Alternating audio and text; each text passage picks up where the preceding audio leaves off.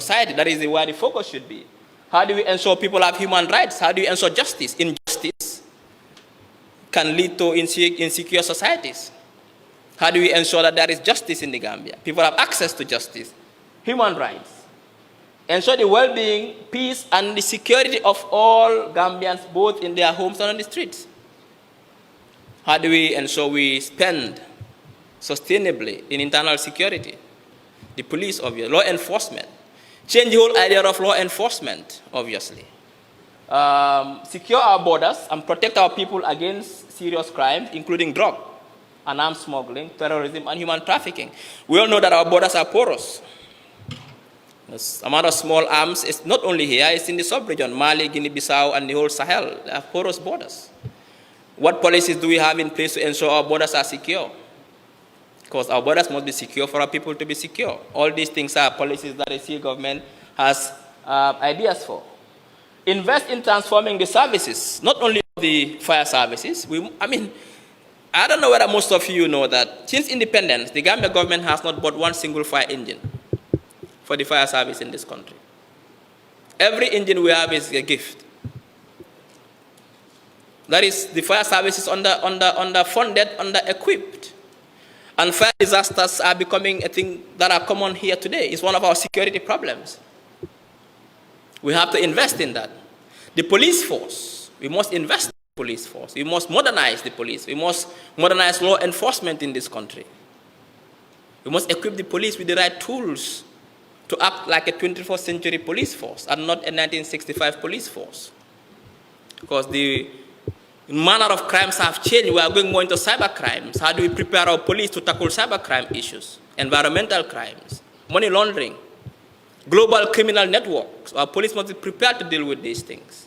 We have to invest in the police, motivate them so they can do their jobs in a corrupt-free environment. This is key. Our prison services, focus must shift away from punishment, more towards rehabilitation. I cannot imagine holding our youths with a joint. You put them in prison for 6 years.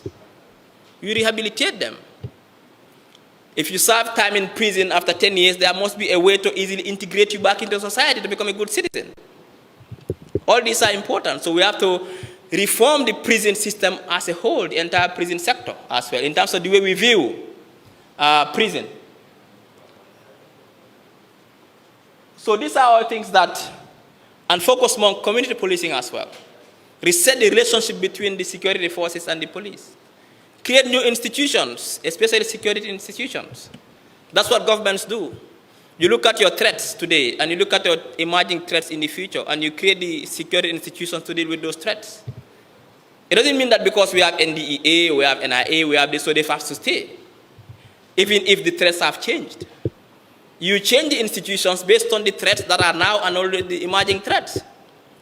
That is why today we have the same ministries we've had since 1981, ministries that are not fit for purpose anymore. You create ministries based on your current needs and your future aspirations. And you see a government is going to do that. CSOs are key partners. They hold governments accountable. They provide a vibrant, educated civic space. We don't see CSOs as enemies, but as partners in development, people who are going to tell us our weaknesses. So therefore, we have to find a way to engage with civil society organizations by establishing open dialogue and consult with them on a regular basis. We create that environment for them so can operate in a free, fair, and transparent environment without harassment, without intimidation. We partner with donors to harmonize procedures for providing support to CSOs. You have to support CSOs if you want them to do their job properly. We also partner with them in terms of capacity building.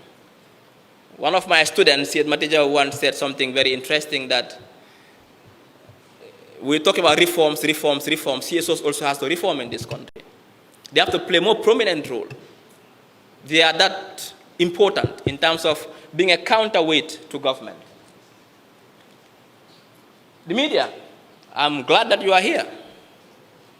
They call them the fourth estate. We say government has three arms: the executive, the judiciary, and the legislature. holding each other accountable. They check and balance each other, so no one government abuses power. The media is the fourth one. If all these three start abusing power, the media holds them to check. So they are key partners in development, therefore. So we have to find a way to ensure that media plays a more prominent role in consolidating our democracy and in holding government accountable. GRTS has been an instrument of the incumbent, political instrument. We have to change that. It has to be an independent public broadcaster, because it is we who sustain the taxpayers. Your money is what sustains GRTS.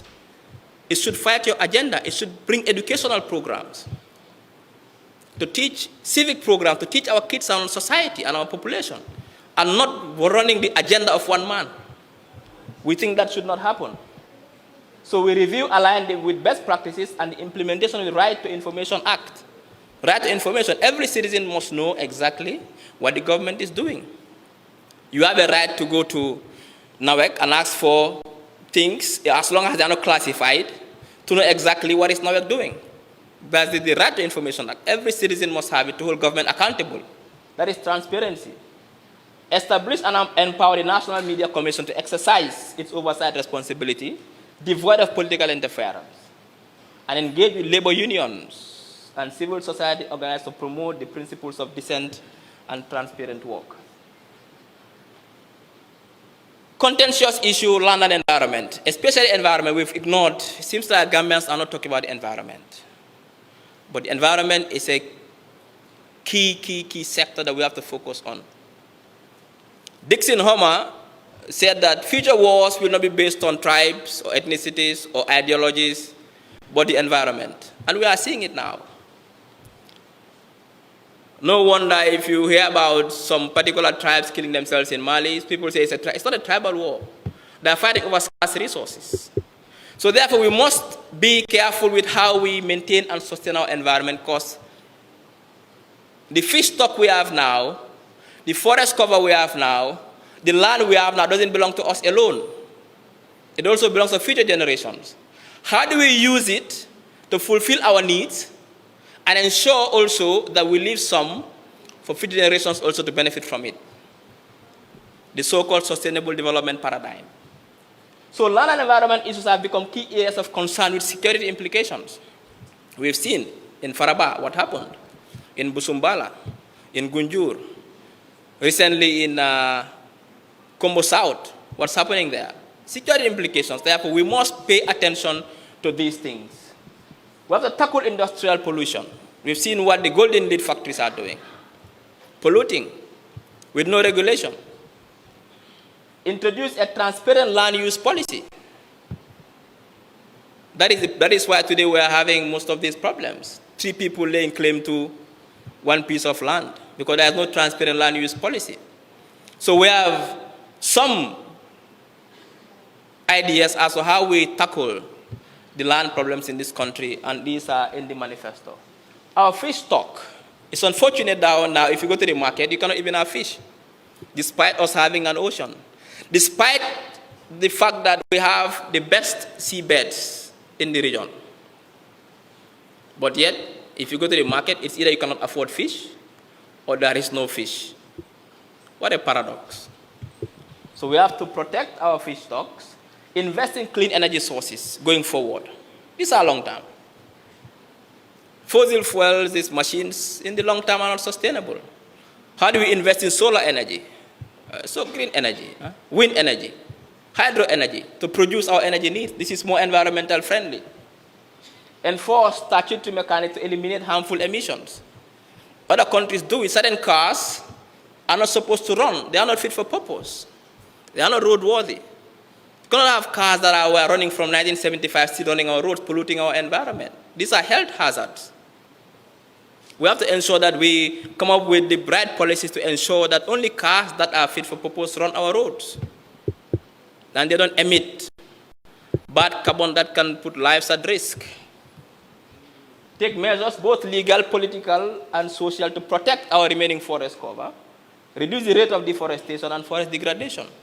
Statistics are very clear. The rate at which we are losing our forest cover is scary. How do we make sure that doesn't happen? And these have serious implications: climate change, for agriculture, for health, our biodiversity as well. So we need to pay attention to this. So we have clear policies in our manifesto in how to tackle these ideas and reverse the whole problem of forest, of deforestation. Fund and equip the forestry department with improved staffing, enhanced staff training, provision of technology, transportation and communication to facilitate patrolling and enforcement of activities in critical forest areas.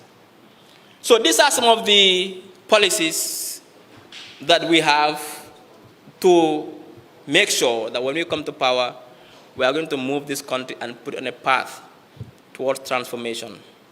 Comme lu ma doon wax rek suma mbokay mooy ne lu ma mujjee wax mooy si mbiri land ak environment bi Citizens Alliance am nañ ay pexe yoo xam ne su ñëwee mooy tax ba loo xam ne ñun mun nañ koo jëfandikoo tey suñ doom yi tamit jëfandikoo ko naka la ñoo mën a defee loolu comme suñ land bi ak suñ jëni si géej bi ak suñ forest bi ak kaaraange tamit wax naa si kaaraange lan lañ war a def pour gis ne Gambian si am nañ kaaraange soo jógee sa kër nga dem liggéey nga am kaaraange dara du la dal lu am solo la yépp waxtaan nañ ko fi si policy yi wolon ko mum tanko banko kan akumata bakele bawo nim banko ko do doku yakki hadama dingol kan e l'hôpital lo e karambongol lo e dinkiral lo bari tanko man soto abuka nafa soto ngamin fojan science awolom be munekela kaje ko banko tanko soto anim bi anin kata sama ngawolle kajajang sañ so sañ mina min fola wolon ko mo jama be nyinin karo kala ko alkal be nyimbe kala bari albe de paso bondi la mun tole Dominique bina wole katala sañ ka foko Citizens Alliance mbe mune kala nin sida kaje ko do nyin sotale na fulo nyin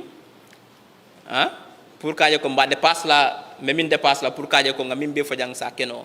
So next will we be able to afford all this? Obviously Dominique will talk about the short, medium and the long-term plans. We have to ensure that the funding is there for the investments that we want to do.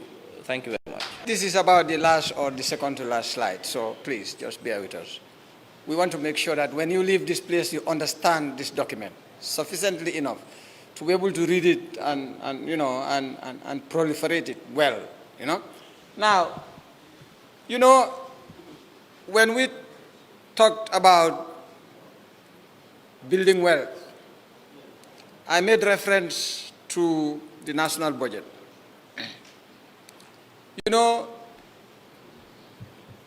Running a government is not rocket science. It's like running your life, running your house. Let's use this example. I run my house, I have a salary. So at the end of the month, I want to make sure that I use my salary to sustain my house, to buy food, to pay services, and then pay fees for my children. And if I want to build one extra room, that's capital investment, I will be able to do that, So when I compare the amount of money I receive as a salary against all the things I want to do, want to sustain myself and want to make my house even bigger and better, I have two probable results. It's either I have too much money or I have too little money. So the option is I go out and go to my uncle and say, Doma dimbale, salary bi mutul. Dama bëggoon a yokka benn néeg because xale mag nañ léegi te ñun ñëpp xejatuñ si néeg bale. And if he gives it to me, it's a grant. But where I cannot get a grant, I go out to somebody else and say, money, doma jàppale, maa la fay ndànk-ndànk. Because lii ak lii, the same problem. So I have financed my operations from one, my salary, two, from grants that I receive from uncle or auntie, and other, a loan I receive either from uncle, auntie, or from some other institution. But the fourth option is You know, I say, well, xam naa ne salary bi du doy te su ma yaakaaree salary bi rek dama dëkk si ñaan wala si leb. So maybe what I should do is go to somebody who has a piece of land by the road. Ma ne ko ok léegi xam nga man jula la sama mun dafa bari si njaay.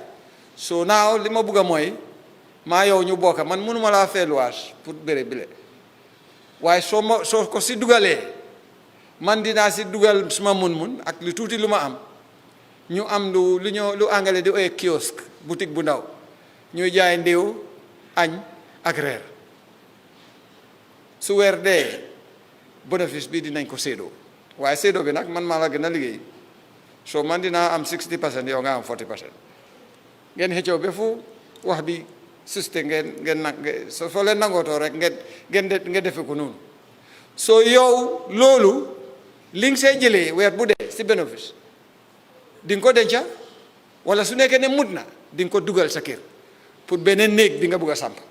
So you have 4 ways of financing your operations. Government operates exactly the same way. And again, you know, if you are giving too much lunch to your children and they are wasting it, you know, or at one I can give you an example. My house, we used to buy bread every day, but I realized over a long period that nobody eats this bread, and the bread goes to waste. So I decided we must not buy bread again. When you need bread, we will put a little bit of money in one place. If you need 1 loaf of bread, go and take $7 or $8 and go and buy the loaf of bread. And since then, my pocket has been very happy as a result of that decision, because it has freed what I would have spent all the time buying 3, 4, 5 loaves of nice bread, only to be thrown away. So that in itself is a way of financing my operations, because it has reduced the amount of money I spend on bread. Now I can spend it on something else.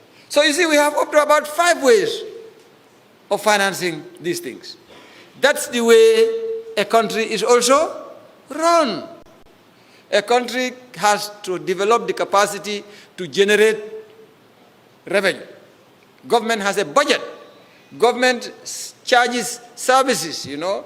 The owner of this hotel, at the end of the year, they are going to produce reports, financial reports. In fact, they don't even wait up the end of the year. Every quarter, they file taxes and they pay the required taxes. And we all do the same. So government, you know, invests in state-owned enterprises like the ports and the NAWEX. Hopefully that these people will be able to operate, you know, profitably and pay dividend to government, and at the same time provide a social good in terms of the service, the public good that they have been mandated to produce. You know?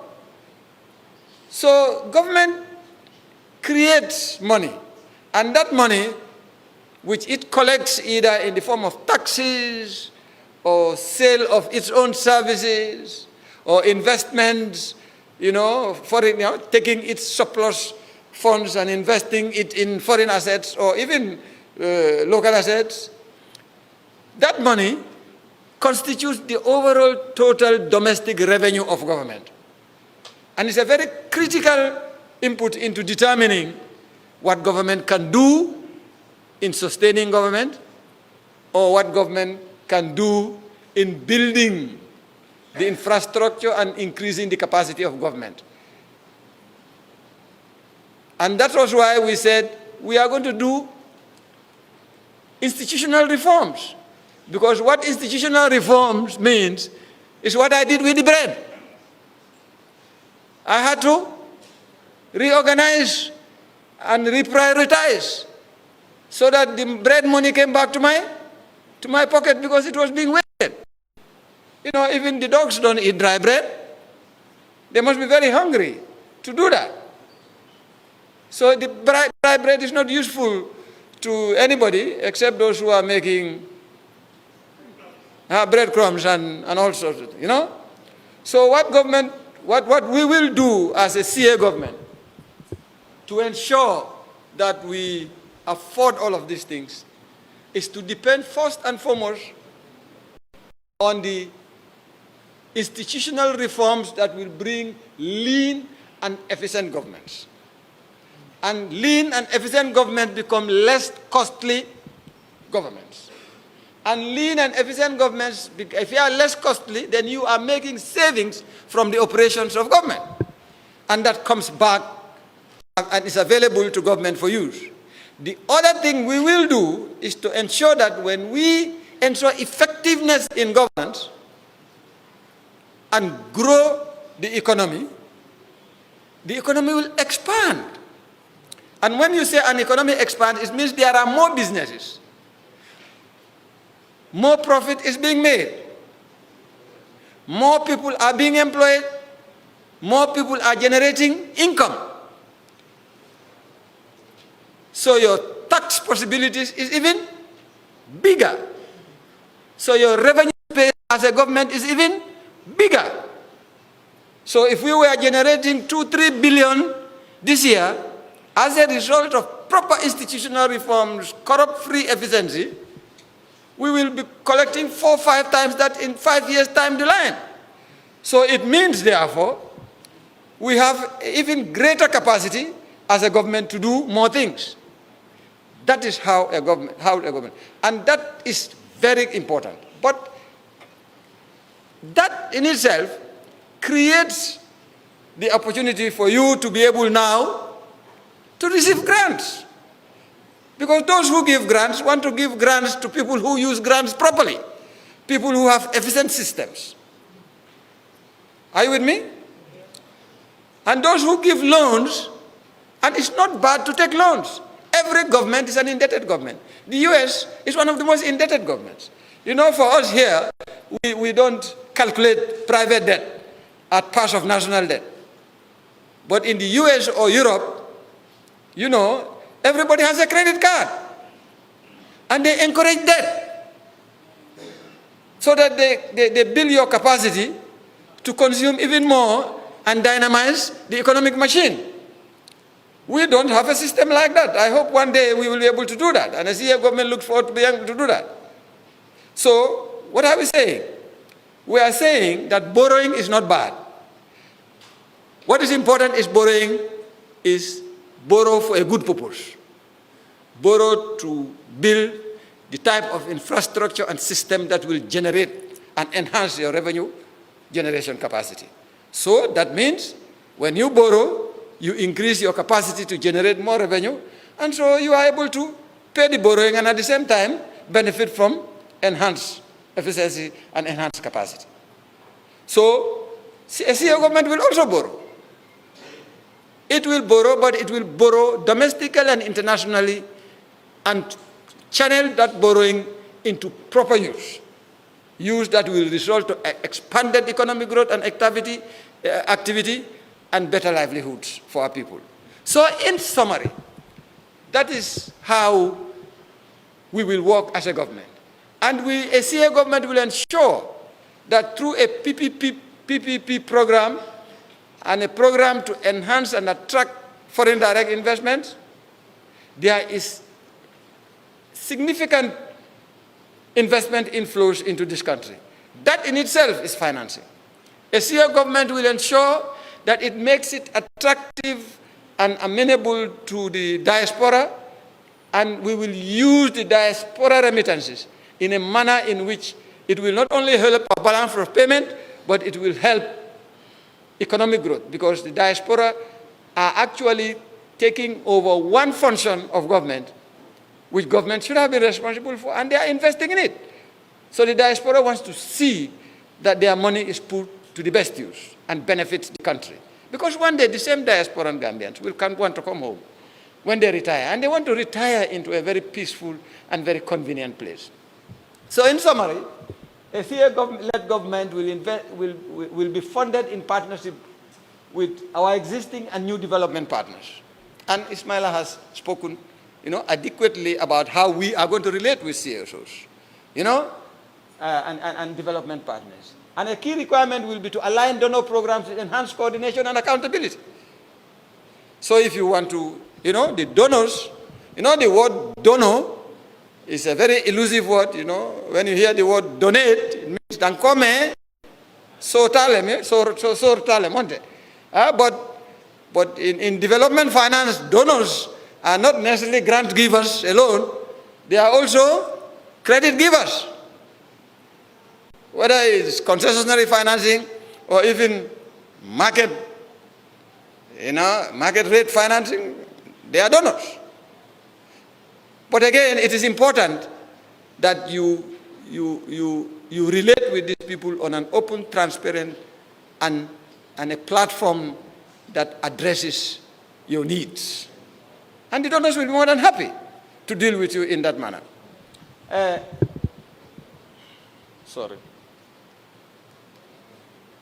Most importantly, funding will stem from extensive government fiscal responsibility, which include some of the following: austerity, medium to long-term plan to effect a planned implementation of this manifesto.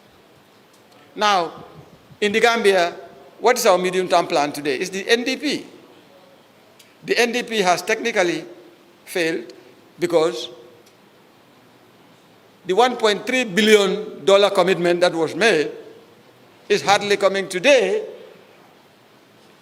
because, unfortunately, our government has not manifested the capacity to handle these resources.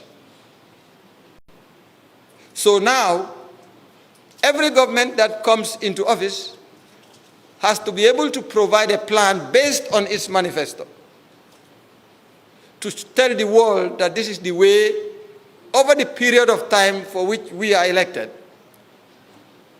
the way in which we want to transform this country. And a CA government will do just that. But in addition to that, a CA government will ensure that this country has a longer term perspective in terms of planning and development evolution. The only long-term plan we had here was Vision 2020, which was abused and has ended. Today, if there is a long-term plan, it's the one that we share with the whole world, the SDGs. And really, it's not our plan. Because we as a country have not even domesticated the SDGs as a planning framework. So part of what CA will do is to ensure that the long-term vision of this country in terms of planning the evolution of the country over a long period is undertaken in consultation with the National Assembly, and that juxtaposed to that long-term plan would be our medium-term plan for the period for which we are elected into office, so that we will show Gambians that development is not elusive. It is real. We only have to go out and work and take it. So it is not impossible to fund all of these things that we are talking about. It is doable. They cannot all be done in 1 year, but they can be programmed, and that's what everybody does. And prioritized. Or rather prioritized and programmed. So that's exactly what CA will do. All that CA is saying is, we are going to rally the intelligence of all Gambians, who each one of them has an interest in the welfare of this country, and make sure that the systems are in place to ensure that we generate the requisite funding and oil the machines of an effective and efficient governance platform to deliver economic growth and economic development.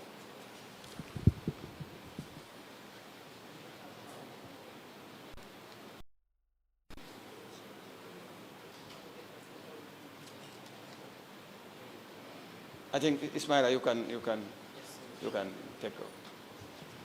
Thank you.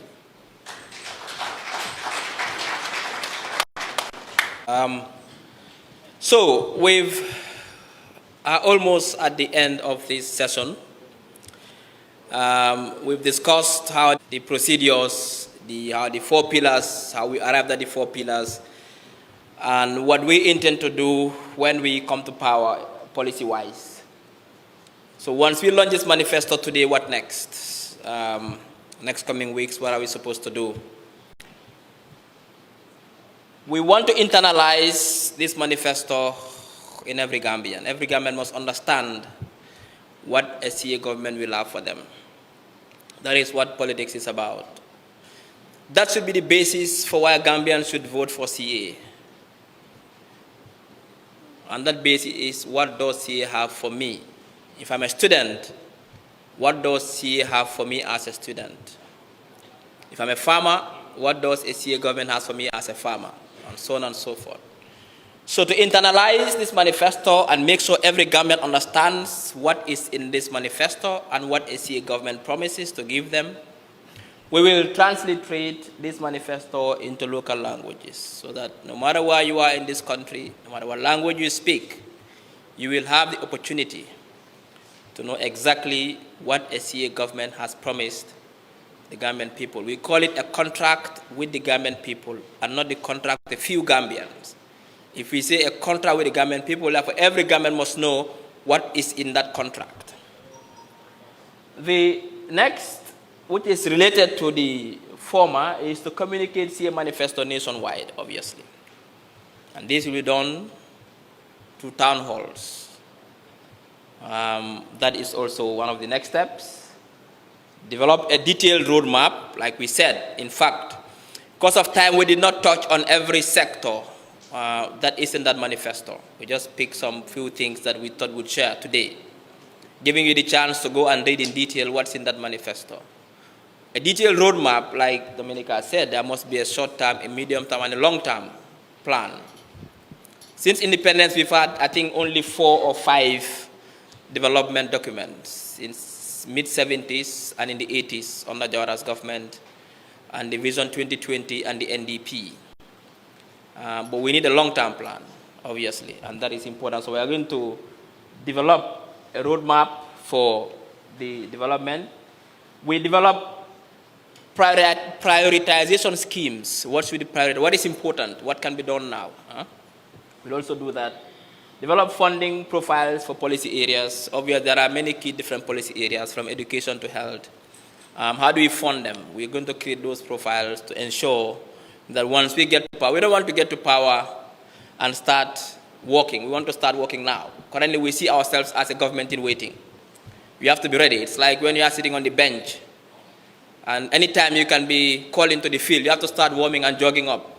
So when the coach says, come in, straight in, you are into the game. That time you score a goal. So that is what we want to do. We don't want to be sitting freezing and we say, come inside, you start warming up, wasting people's time. We don't want to do that. Review and refresh information as required, obviously, like we said. These things are dynamic. Social issues are dynamic, economic issues are dynamic. We don't have control over these things. These also have linked to global trends. What we might think is happening today, it will change very quickly in the next 24 hours. Capital markets change quickly. Funding opportunities change quickly. Many things change quickly. So obviously, we will be constantly reviewing and refreshing information in this manifesto as things go. Perhaps when this manifesto we started writing was last year, this year. By next year, many things will change. Therefore, it's important that we really review as required. I thank every one of you. But one thing I'd like us to go home with, especially we, the CA, we call this document a contract with the Gambian people. And contracts must be respected and fulfilled.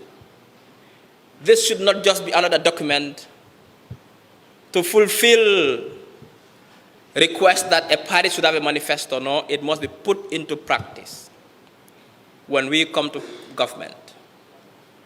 If you make a promise, you must fulfill that promise. We don't want to be a government that doesn't adhere to contracts it had signed with the population.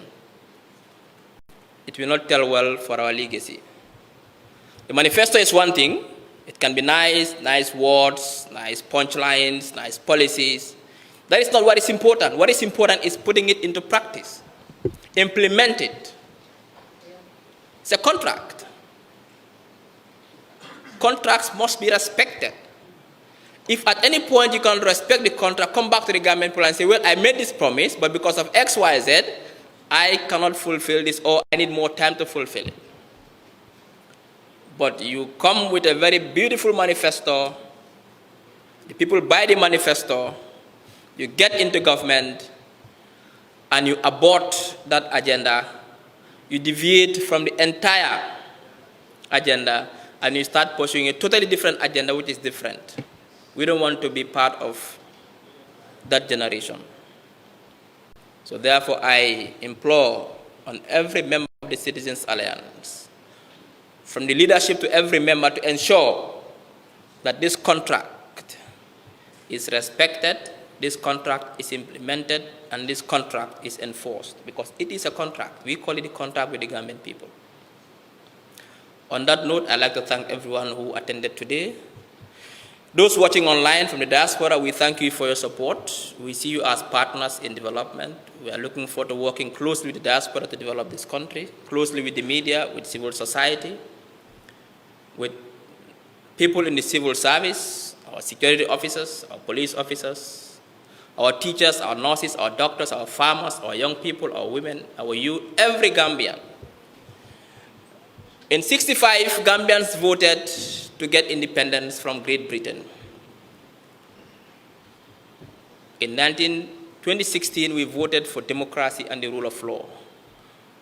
But independence, democracy, rule of law are meaningless if it is accompanied by development.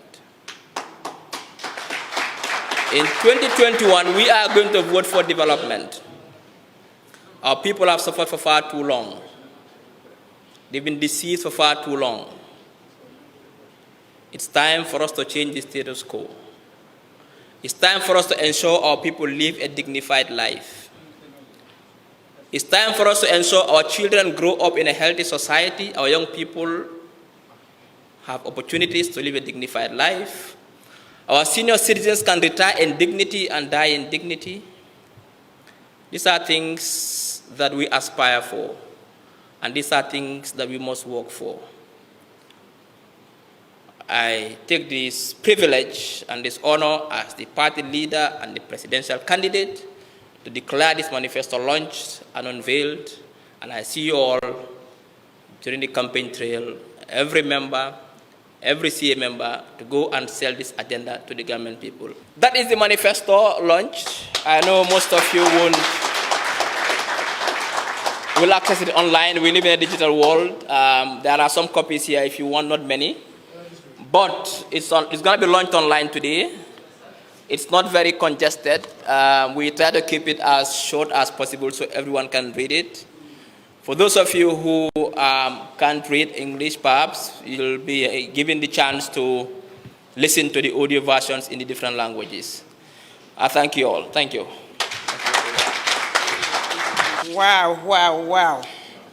I mean, if I didn't love Dr. Ismaila Ceesay, from now, I think I love him. And I think you all will do the same, everybody watching. Such a great guy. Ladies and gentlemen, before we go right into the question and answer, as the spokeswoman, two things caught my attention here. I listened attentively to Dr. and Uncle Dominic presenting this great document that CA calls the contract with the Gambian people. And as I sat there listening to Doctor talking, Doctor did not say, I will, you should, the government should, the president should, but Doctor instead kept on saying, we must, and we must. That tells everybody CA is an inclusive party. CA is for every Gambian, and every Gambian should see themselves in Citizens Alliance. We are saying, come, let's work and transform this country. And that is what CA is going to do under the dynamic leadership of Dr. Ismaila Ceesay.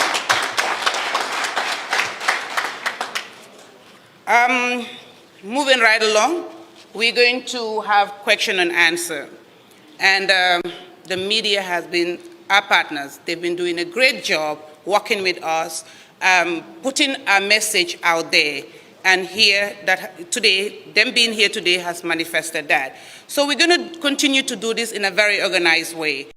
The media houses that are here and have questions, I think what we've done is not only put a document together, print it out, or send it in the social media and leave it at that. We brought you guys today for us to talk about it. We explain it in details in the best possible way for you all to understand it, because you are the tool that is going to disseminate the message to the masses, to people who are not here. So we say thank you. I hope you understand it. To still further give you the opportunity to ask questions to clarify it.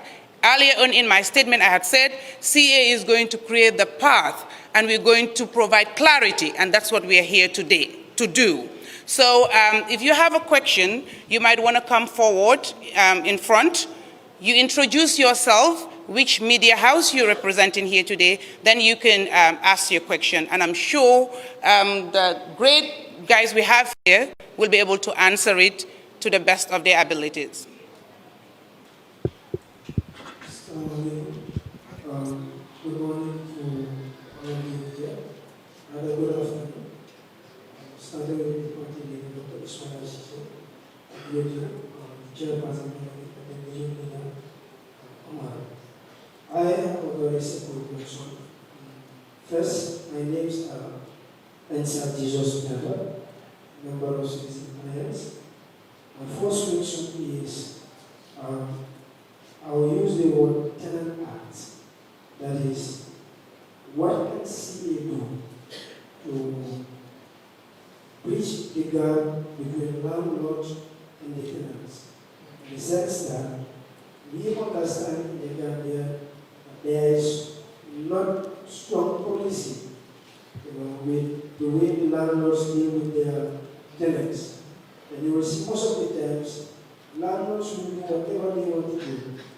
And most of the time, the people that suffer the most are these civil servants who can afford to have their own companies. And like a woman like Mano, you will see one landlord charging $2,500, another landlord $1,500, another landlord $1,000. So there is no balance charges with the way these landlords will treat their tenants. What can CA do? Because I have not heard anything concerning that. What can CA do to make sure that these are issues that need proper attention? That is my first question. My second question is, we understand that the Constitution of the Gambia gave every citizen the right to belong to a particular group, that is, the right to associate, the right to belong to a political party. But when you come back to the general audience, there's a conflict of interest there. Because what the Constitution says, the general audience said, no, these laws don't have to be this way. And this also in many ways prevent many people to show out their political loyalties to parties that they think have the desire to make this country effective. What can CA do to address these two problems? This is my question. Thank you very much. Thank you very much. Thank you, Jesus. Esa, you've raised a very critical issue, which needs to be, we need to pay attention to that. The rights of tenants. We need to protect our tenants. We know that there are legal frameworks. Implementation is always a problem in this country. The legal frameworks are there to protect tenants. In fact, I think there's a court called there's a special court whenever there's a dispute between a landlord and a tenant, where you go to. A tribunal. In fact, the landlord cannot just evict you like that. It has to give you a notice of at least, I think, 90 days, 1 month notice, depending on the contract. But I think also what we need to do now is to start enforcing some of these laws, these frameworks. But also, the informal manner in which we do things in this country is also problematic. Most tenants go into contract without a contract. It's just verbal. And sometimes these verbal contracts are difficult to enforce. What we would do as a government is to ensure that we go and regulate that sector, to ensure that every agreement must be written, and there must be clear guidelines as to the responsibilities and the rights of both parties, now the landlord and the tenant. But in the long term, one of the things we mentioned in the manifesto is housing, obviously. Our people need housing. We cannot, it's just like with the transportation sector. Currently, the transportation sector is left to the private individuals. And we saw what's happening there. If you want to move from Banjul to Brikama, you have to pay for fares. You come to Lamen, you pay to Tabokota, you drop to Westfield, you drop to Banjul. We need to build comprehensive public transportation networks. See, a government must provide certain things for its citizens to make life easy for them. Housing is one of them, to make sure you live a comfortable life. If you don't have proper housing, that's a problem. So you see, a government will revisit the current laws that surround the relationship between landlords and tenants and see where there are gaps and enhance those gaps to ensure that the rights of tenants are protected and they also know their responsibilities, but also the landlords also know their responsibilities and make sure that there should be a cap in how much rent one should pay. What we've observed recently is that because of the rural-urban migration, like I said, 59–60% of our population are in urban Gambia, it has put pressures in housing. The demand for housing has increased in urban Gambia. And basic economics tells us that when demand increases, what happens to price? The price of housing increased by 100%. If you are paying 2,000 for 2-room and parlor, now you are paying 6,000, and they ask you for 6 months one-year deposit. Where can you get it? We must make sure that we put in the frameworks to avoid such exploitations. And what is happening, because now it is profitable to build tenancy housing and rent it, people are building restaurants with no urban planning. That is why when it rains, the whole country is flooded, because we are building anyhow just to rent. Stores and housing, no planning.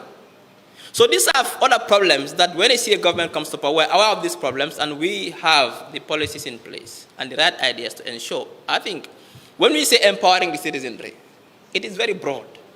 It is protecting your rights. Your right to affordable housing is key. We have to guarantee that. We don't want any Gambian to be homeless. In the short term, we cannot promise that we are going to build massive projects. These have funding implications. In the short term, we have to ensure that what is happening, the relationship between tenants and landlords are so conducive that and regulated that there will be no exploitation. The second question has to do with, can you remind me, please? Huh? The second question, what is it again? Yes, exactly. Political affiliation, yes. This is something that when we mention CSO, civil society is broad. It doesn't have to do with the organizations alone. It has to do with the civic space. Other countries, there is nothing wrong with you showing your political affiliation if you are a civil servant. But I think the GOs and the Constitution is very clear. I think it is us who don't understand exactly our civic rights. It doesn't, no law, not even the GO, stops you from showing which party you support. What it stops you from doing is taking a position in a political party, an official position. That's the only thing. Or speaking in a platform on behalf of politics. That's the only two things it bars you.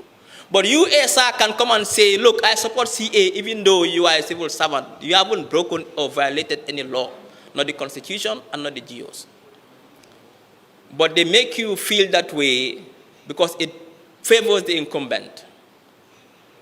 When we come to power, we want to widen the civic space. We do more civic education so Gambians understand more of their civic rights so they can engage more in the political process. Because engaging in politics has developmental benefits. We cannot have a society where we say, no, once you are a government civil servant, no politics, zero. That should not happen. We want to free that up, give the Gambians the chance to affiliate. The Constitution, like you said, is very clear. The freedom to associate.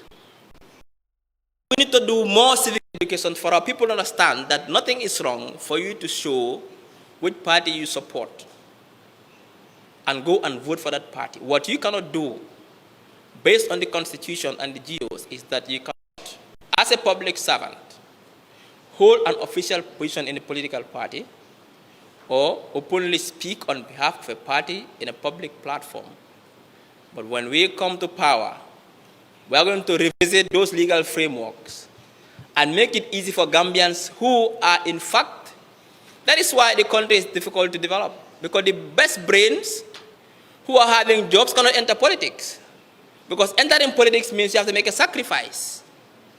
What is that sacrifice? You lose your job. How can you feed your family? So to make it easy for us to have the best people to get into politics, we need to allow people who are even working as civil staff get into politics. That is the issue. Thank you. Good afternoon. Still my question will also go to my question will be related to agriculture. We all know a little bit about agriculture is not related to mechanizing. And agriculture, mechanizing agriculture can also negatively contribute to climate change. And in avoiding this, we need to promote private research agriculture.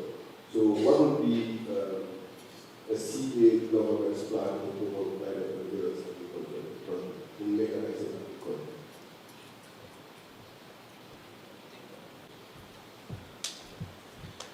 Thank you. At least I have someone who I share certain values with in terms of how we take care of our environment, climate resilience, and so on and so forth. Obviously, we said that we are going to commercialize agriculture. If you want to commercialize agriculture, it means you have to modernize agriculture. If you want to modernize agriculture, it means you have to mechanize agriculture. And like you are saying, if you mechanize it, this has implications for the environment because this instrument, this equipment we use, obviously can be harmful. But you have to understand also that we live in the 21st century. Most of the equipment now, especially agricultural equipments, are green, are environmentally friendly. Therefore, if we are going to procure some of these equipment to come and work in our farms, we have to go for those that are environmentally friendly. And ensure that we put the right policies in place to ensure a resilient, that we are climate change resilient, because these things are things we are aware of. And strike a balance between traditional modes of production, but also the commercialization. It's important.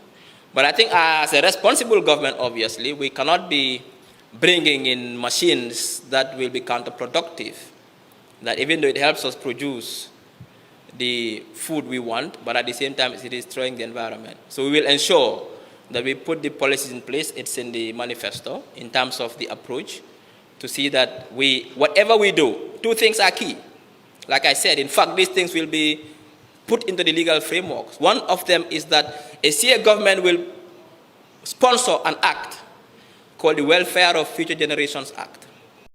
Now, whatever we do, we consider the welfare of future generations. Even if we are building our highways, we have to build it not only for us, but also for tomorrow's kids.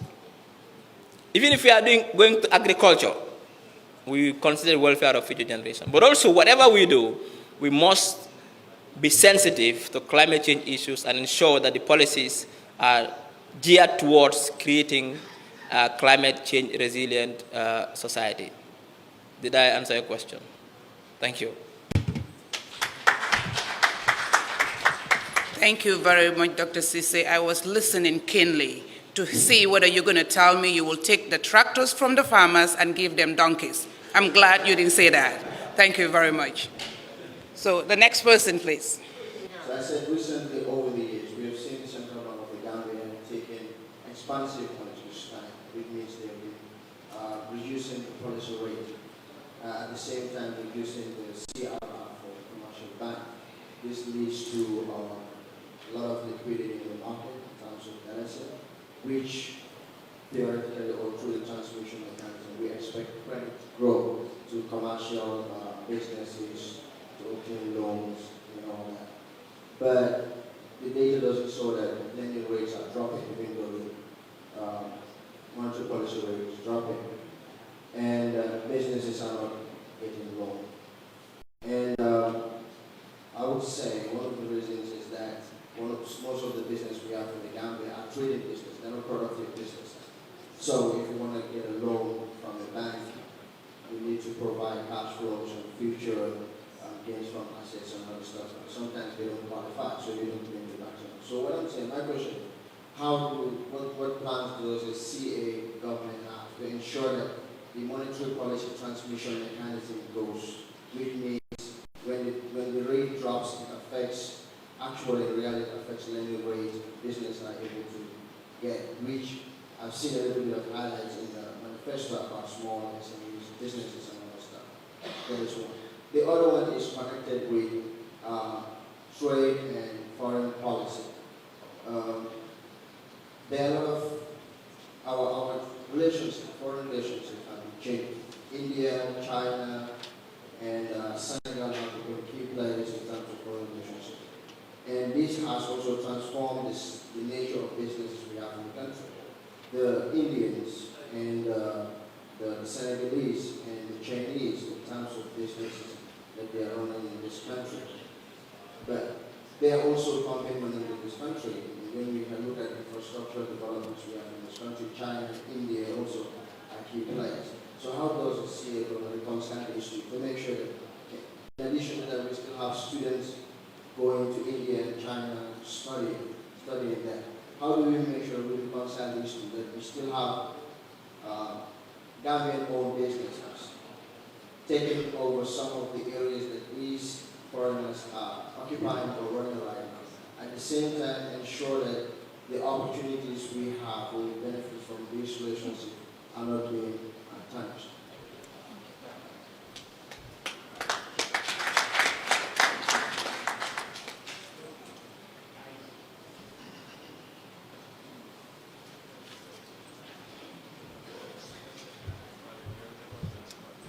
Okay, thank you very much. I have about 4 or 5 questions. The first one is about that the banks in this country are mostly foreign owned, and at the end of the year, when they declare profits, they transfer these profits out of the country. And what plans does the CA government in evolving an ownership strategy that will encourage Gambian ownership of these banks so that most of their profits are retained in the Gambia rather than being wired out at the end of the year? Am I right? Good. And also that, because I want to answer the 2 questions together, they are related with each other, that most of these foreign-owned banks mostly would bring what they call foreign experts, whilst there are very competent Gambians who could have occupied these positions, you know. So what policy would the CA government bring into play to ensure that Gambians occupy these positions, you know, and reduce to a minimum, you know, the number of positions that would have been held by foreigners in these banks, even though they are foreign-owned? Is that accurate also? Good. So now let me talk about the fact that every government, and including every responsible government, and that has been captured in our manifesto, has a responsibility to protect investment, whether it is domestic investment or foreign investment. Because part of the financing of our economic growth is to encourage investment, either increase domestic investment or increase foreign investment. And the banks in the country are foreign investments. So first and foremost, a CA government will protect foreign investment as much as it will protect domestic investments. And I want investors to understand that. It's going to provide a friendly environment for foreigners to invest and for foreigners to be able to repatriate their profits when they think they will.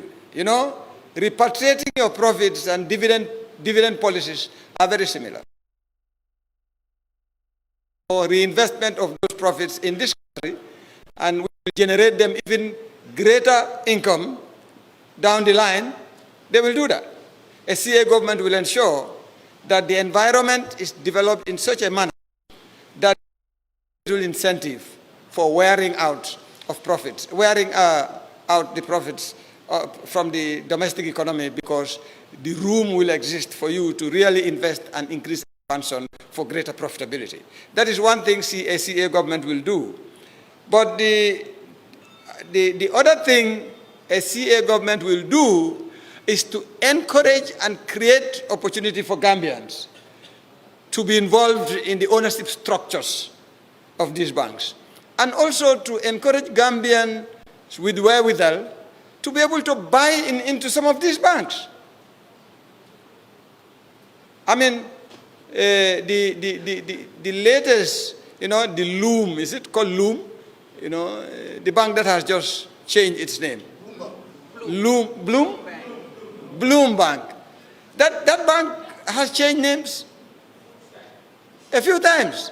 And the other bank, the other one, what used to be BICI, Mega, that has changed names several times. That's a reflection of change in ownership.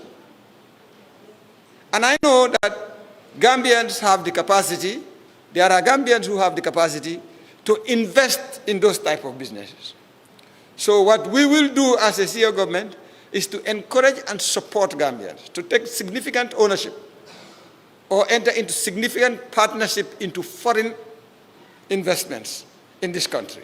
And so that Gambians will have a significant share of those investments, and where those investments generate profitability, Gambians will also claim a significant share of that. And that will be one way of effectively trapping those resources in the country. But a CA government will protect both domestic and international investments in this country. That's very important, and that's a statement I want to emphasize over and over and over. In terms of experts, this is done by central bank. Central bank really has a policy in terms of what other banks and the maximum number of experts they can bring into a bank branch that they have operating in this country.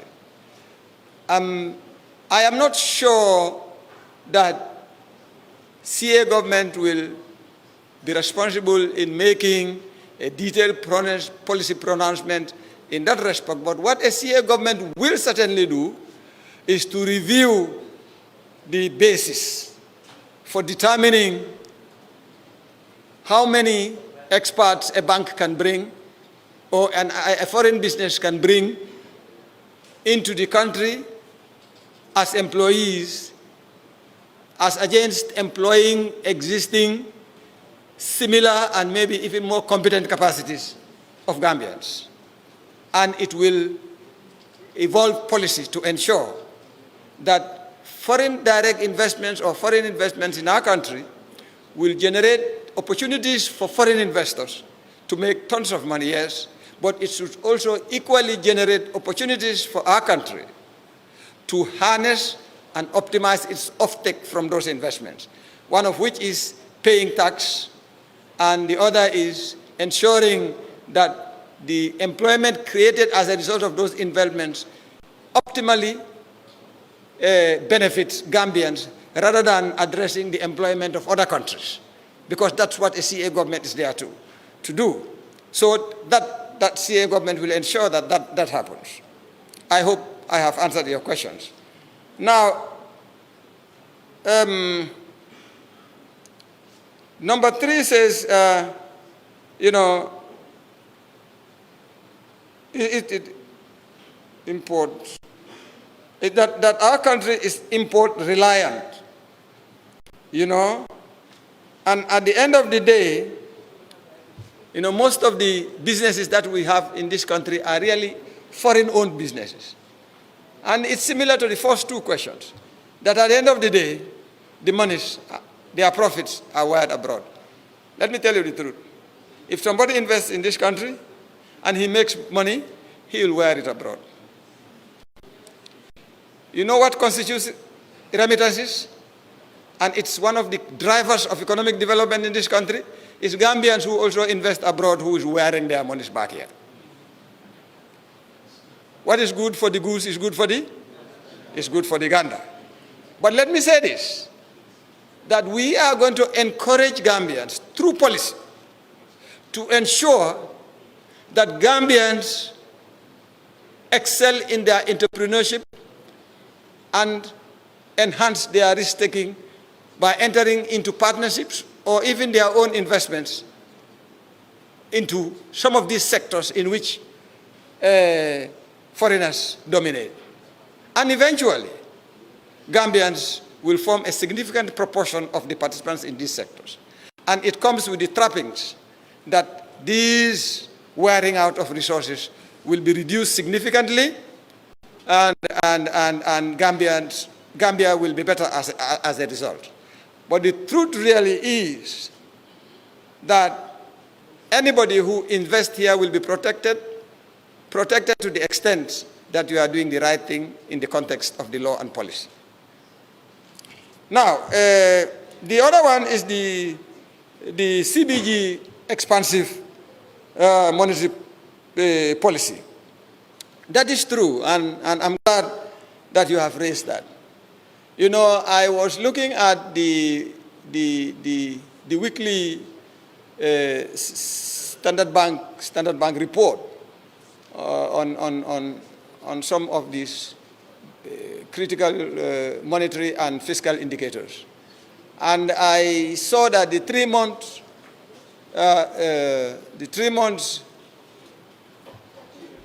T-bill rate was about 1.65, and I think the highest was what, 18 months, about 6%. You know, so it means the lending rate, the commercial lending rate is hovering around 10–15%. So really, technically today, money is cheap in the Gambia. So private sector should have been booming because access to money should have been possible. And private investment, we should have seen the offtake in private investment, but domestic money is available. But the young man is saying that is not the case. And that's true, that's not the case. But what do you think is the problem? He has offered one solution. He thinks that because most of the businesses we have are really buying and selling businesses. They are not in real production and capital investment. You know, so all they need is short-term financing of their LCs, you know, which they can secure very easily, and within 60 days or 180 days, they turn around and the banks make money, they make money, and it's gone. But again, so the man who asked the question actually provided the answer. The problem is the type of businesses we have in this country. The type of businesses we have. So our investment attitude as a people really has to change. You have to watch CNN to see how Dangote has transformed. You know, Dangote started with commodities: rice, sugar, bread, flour, and things like that. Dangote is one of the richest people on the continent. But Dangote has gone upstream. Today he is building oil plants, you know. I think one of the biggest oil plants in the continent or in the world is going to be built by Dangote. So he's going that level, and he's doing that in Africa. So our businesses, our top business people, the Tufts and the Gays and you know, these big people, so who have reserves and maybe not reserves, but who have the wherewithal to be able to engage with financing institutions and raise investment funding, should look at more capital investment and industry-related investments, you know, or even if it is finance, more institutionalized form of investments in finance, like in banking and things like that, you know, and that will change the tide. But what a government will do is to provide the education and the incentive to that to be possible. Young man, have I addressed your question? Thank you.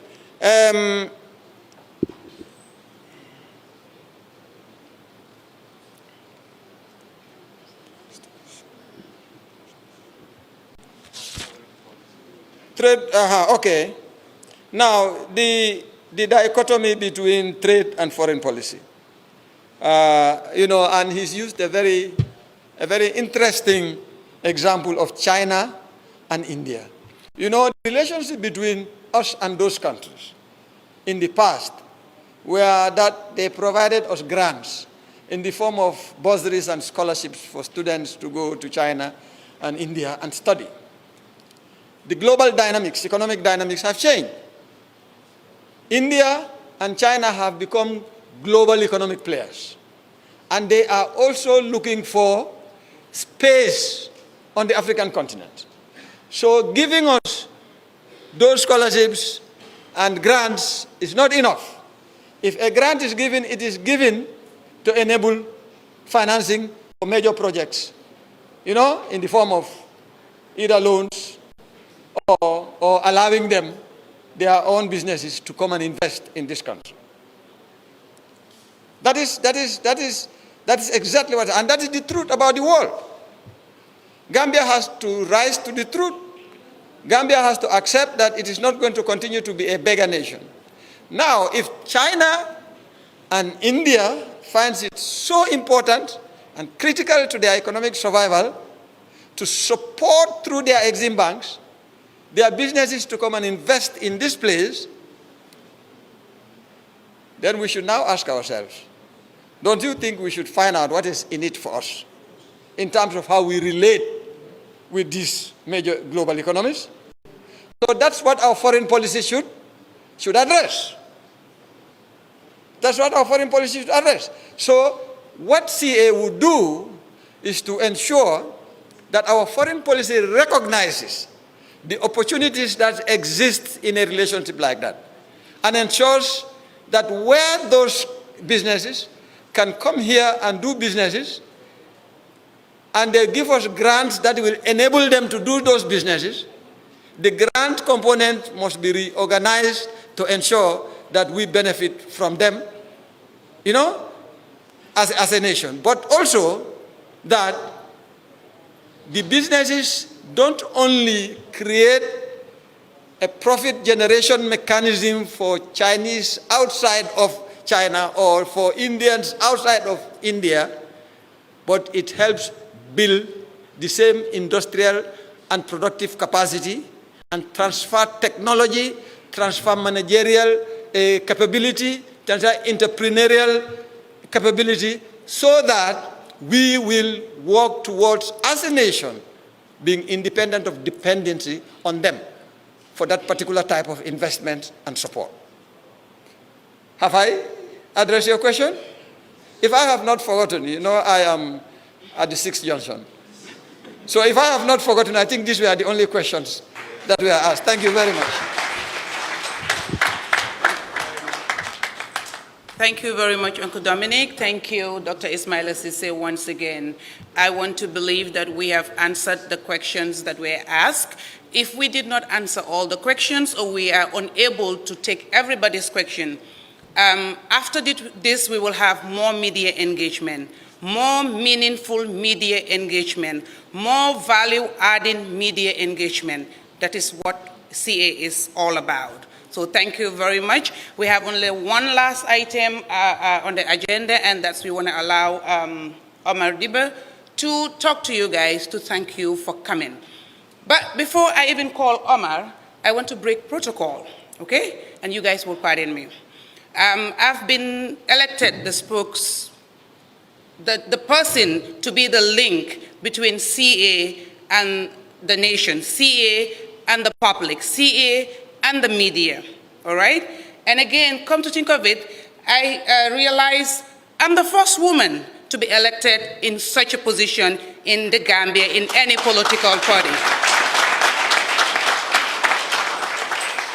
So as a woman who is very passionate about women issues, who loves to stand for women, who want to see women empowered, who want to see women excel, who want to see women in leadership position, I want to plead with the media. You guys are my friends. We're going to be walking a lot. I love you, and I'm sure you love me. To be addressed as the spokeswoman. because I want to own this title. I want to own this position. I want to have the woman touch on it. I want to have the woman feeling in it. I am trying to represent every woman. Because for God's sake, if you say spokesperson, anybody that doesn't know me will be thinking, spokesperson, who is she or who is he? But once you say the spokeswoman, boom, they know it's a woman, okay? So I want to believe we'll get that done, and from henceforth, CA has a spokeswoman. Thank you. On that note, I want to call on Omar to please give the closing remarks. Thank you very much.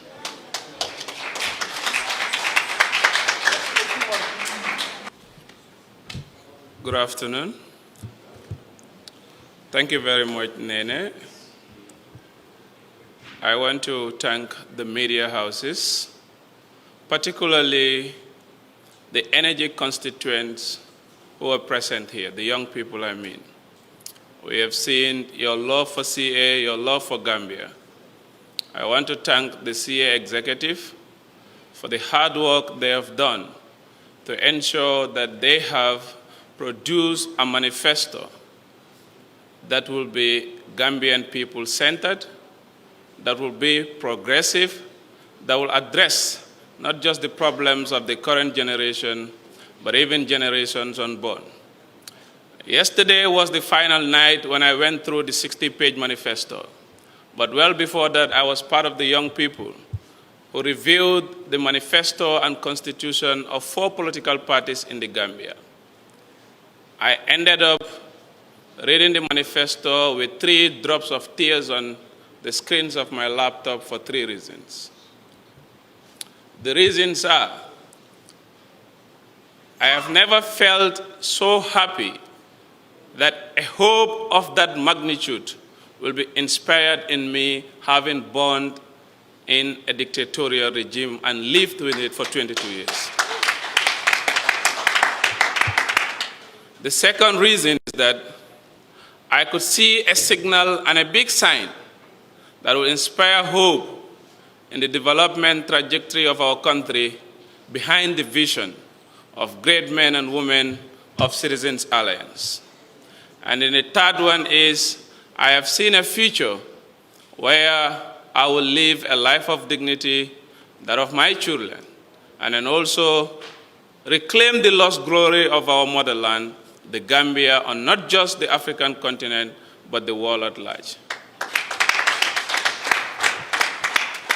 These are the exact representation of the drop of tears I had on my laptop screen. I know that we're going to move from today. We will move towards progress. We will move towards social cohesion. We will move towards political and socio-economic development to usher in the Gambia that we all have been dreaming for long. But all this will be possible when you go back home, read the CA Manifesto, but not just to stop there, but spread the message of the content in that manifesto in every corner of the Gambia.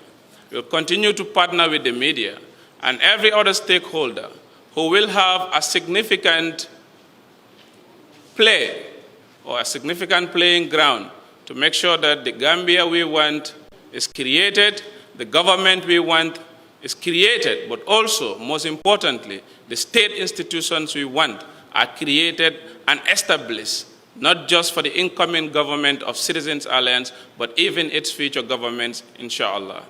On that note, I wish to thank you all for your kind attention. God bless you.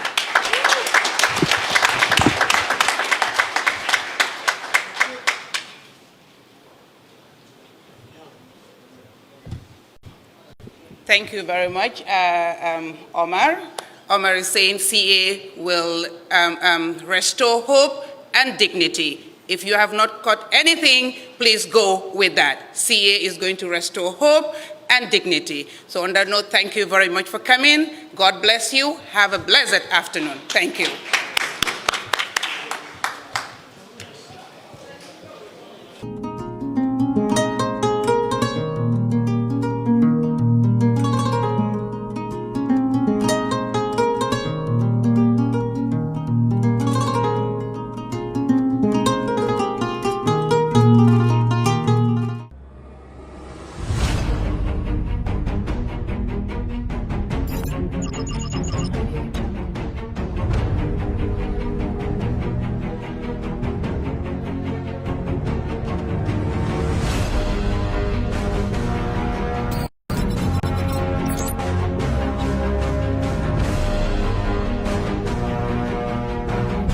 In communication, connectivity is everything.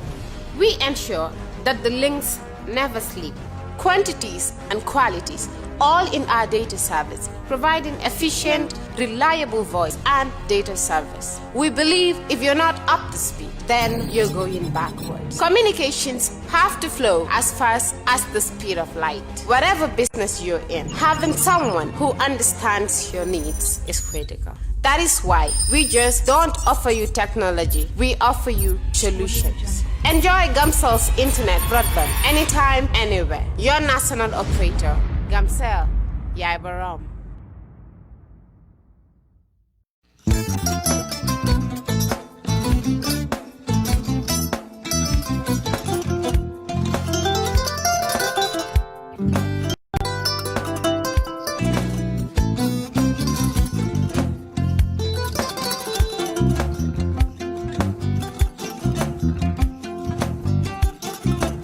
I get it.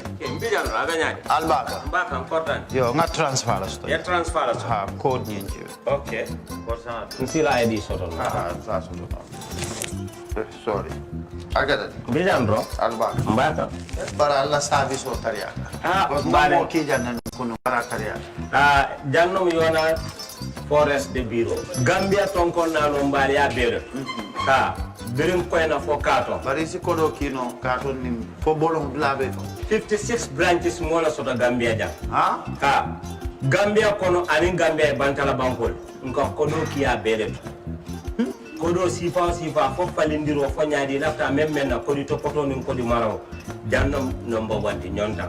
Andum fana nata anoda enterprise sotale. Wolam nyindi ko domorol fana kol fana be firale le dadi ma ni domorol ni fana beteat. Gambia dawda yalo ngam fa kendol sotale je. Wo moyo diat. Apelenta baraka. Ni ma lafta nyelen kendol e bina. Yalo bukani la ko la baraka ba. Yalo ndel chosano lo. Baraka.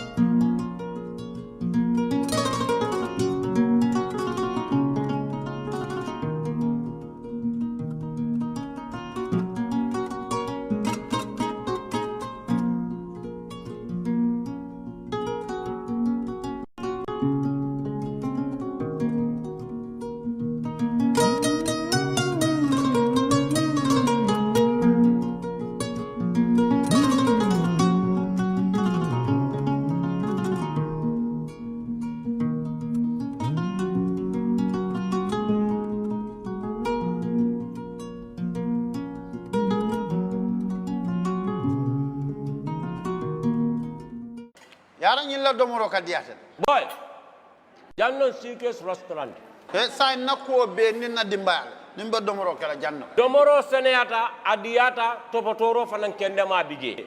Luntan during tamala abeka domoro ki janni. Adi manda wala de. Teka we bijele anim fanan ka fadi jang ikono e fa. E ka fa minne ko pastry anim bakery. Iko fanan bekalele. Badde lomba conference lomba workshop lomba ye fo fendil lo dunia kono domoro betama nyillom international o toda number 1 amanke ba domo la jandama esa domo jang is atariya wo mu kubandi sa na ko sa futandin oto sa na ko be mu Seekers restaurant ndafa na jannamu yat ni manje dorom bija aban Seekers restaurant known for best quality food and customer satisfaction.